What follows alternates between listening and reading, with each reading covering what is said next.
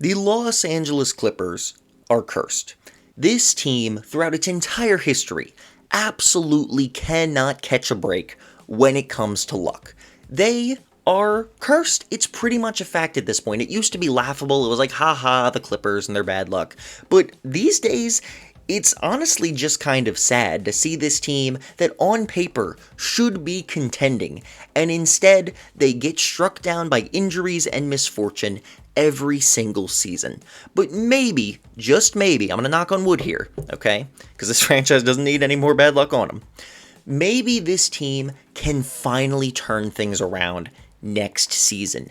Maybe the bad luck has finally run out for this joke of an organization, and they could actually be legitimate contenders in the 2023 season. Because when you look at this team on paper, they should be insanely good. Looking at the Clippers roster right now, they have an incredibly deep rotation. They have an 11-man rotation here, alright?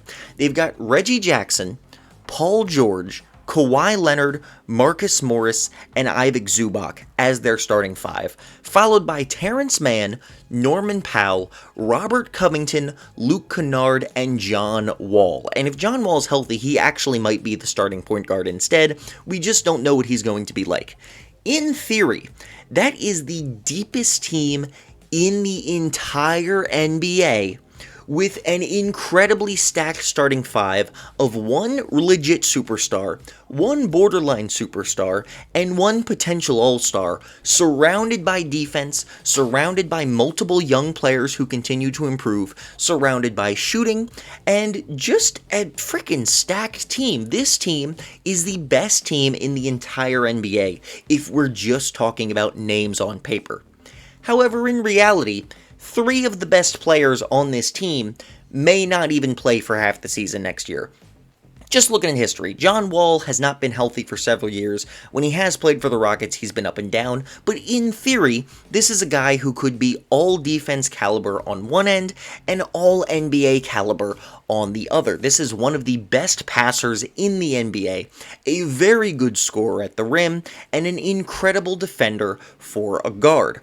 Paul George and Kawhi Leonard are arguably the two best two-way players in the league today. Both of them are elite defensively and offensively. Two of the best shooters and scorers in the league. They've improved their playmaking over the last several seasons. This is a terrifying duo for any opposing forward to have to face on either end of the floor. Then you've got Marcus Morris. You might be able to start Robert Covington or Norman Powell instead, depending on the matchups. This team is super deep, but they have a whole bunch of forwards or big guards who could potentially play a forward position in a small ball lineup, where they are good on both ends of the floor. Robert Covington especially is just the premier 3-and-D guy in the NBA today.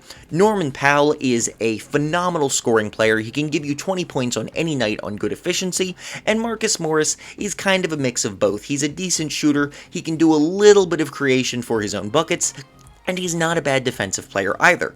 Then you've got Terrence Mann and Reggie Jackson, two very solid guards to hold down the point position when needed, aka when John Wall is hurt. And you've also got Luke Kennard, who is one of the best shooters in the entire league, coming off the bench. Finally, you've got Ivic Zubac, a phenomenal and very underrated player in the NBA today. Zubac is a pretty darn good defensive big.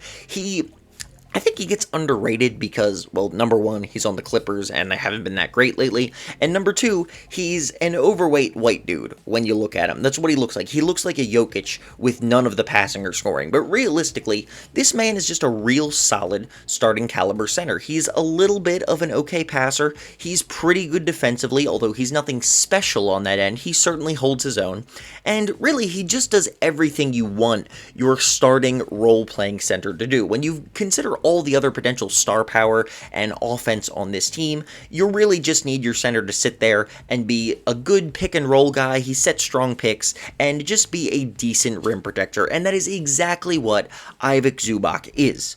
So on paper, this team should be absolutely incredible, but in reality, who knows how much they're actually gonna play? I sure don't, you sure don't, nobody on the planet has a clue if this team will actually be able to stay healthy. Kawhi Leonard, again, has not played in almost 2 years. He may not come back 100%.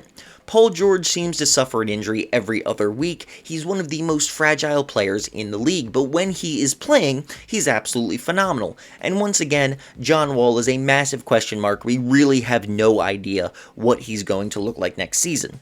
So, while the Clippers' bad luck may continue, and they may continue to be a joke of a franchise who cannot catch a single flippin' break, there is a very real possibility that we see the best team in the NBA in Los Angeles next season, and it sure as heck isn't the Lakers with Russell Westbrook and always damaged AD.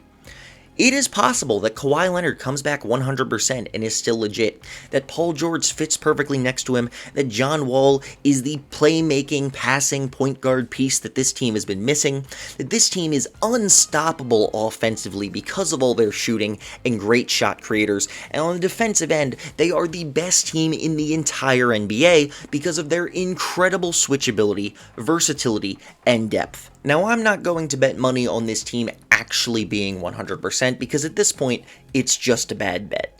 But if I was a Clippers fan, maybe, just maybe, I would be able to give into the hope one more time that my team could finally get it together, and maybe I would be rewarded with an NBA championship in 2023 because on paper, this team is the best team in the entire NBA. We just have to see if the curse subsides and lets them actually put it all together.